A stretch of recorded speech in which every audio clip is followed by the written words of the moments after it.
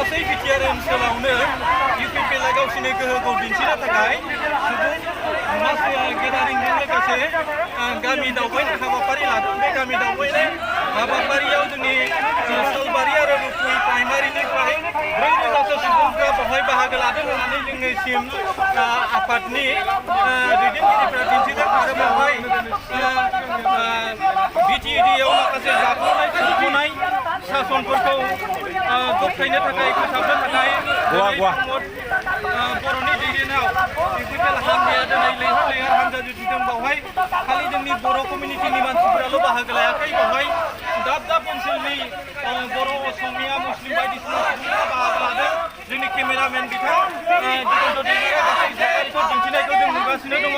लोगोसेयावनो बे हाबाफारिया ओरैबायदि समायना बेवहाय बर' हिन्जावफोरा गावसिनि गाननाय जोमनाय आरो असमिया बायदिसिना मुस्लिम सुबुंनि मानसिफोराबो गावसिनि राव हारिमुखौ लानानै जोंनि बिटिआर ओनसोलनि अराय जौगानायखौ लानानै दिनै बे हाबाफारिखौ मावफुंदों।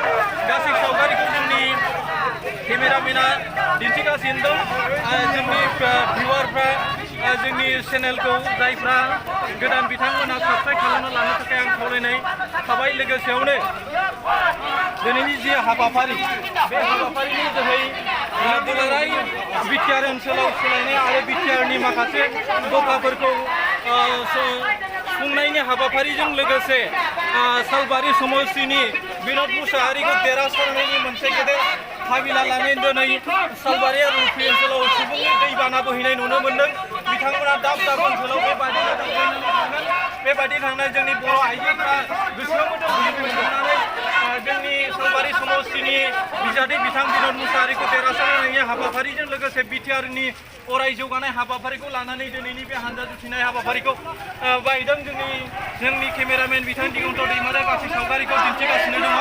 नोंथांमोना जोंनि GSP Advice 365 चेनेलनि जोहै गासै सावगारिखौ नुनो मोनगोन।